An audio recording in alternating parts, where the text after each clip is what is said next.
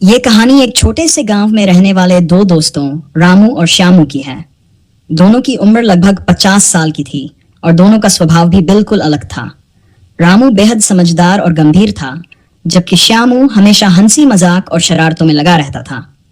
एक दिन श्यामू ने रामू से कहा, रामू भाई, हमारे गांव में लोग हमें बोरिंग समझते हैं। हमें कुछ ऐसा करना चाहिए जिससे लोग हमें याद रखें। रामू ने कहा, भाई, मेरे पास कुछ नहीं है और न ही मेरे पास कोई खुराफाती दिमाग है, लेकिन तुम्हारे पास तो हमेशा कोई न कोई शरारत होती है। बताओ क्या करना है।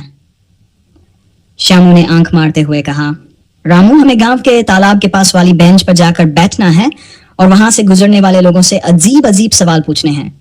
रामू ने कहा, क्या बात कर रहे हो, लोग हमें पागल समझेंगे।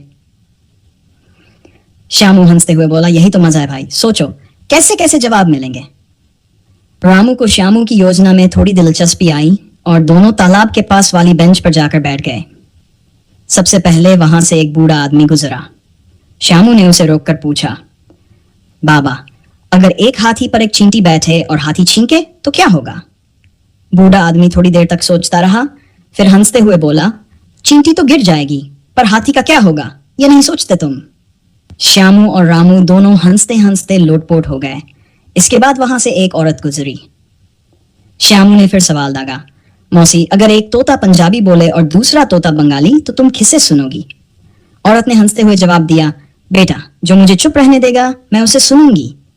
श्यामू ने फिर जोर से हंसकर कहा, यह तो भी मजेदार जवाब है। अंत में एक छोटा बच्चा वहां से गुजरा। श्यामू ने उसे पूछा, बेटा, अगर सूरज रात में निकल आए और चांद दिन में तो क्या होगा? बच्चा बड़ी मासूमियत से बोला, चाचा, फिर से तो तुम बेंच पर बैठे बैठे सपने देख रहे होगे। रामू और श्यामू ने बच्चे की बात सुनकर जोर जोर से ठहाके लगाए। उस दिन के बाद से रामू और श्यामू की शरारतें गांव भर में मशहूर हो गई। लोग अब उन्हें देखकर मुस्कुराते और उनके नए सवालों का बेसब्री से इंतजार करते थे। और इस तरह रामू और श्यामू की दोस्ती और शरारतें गांव के लिए खुशियों का एक स्रोत बन गई।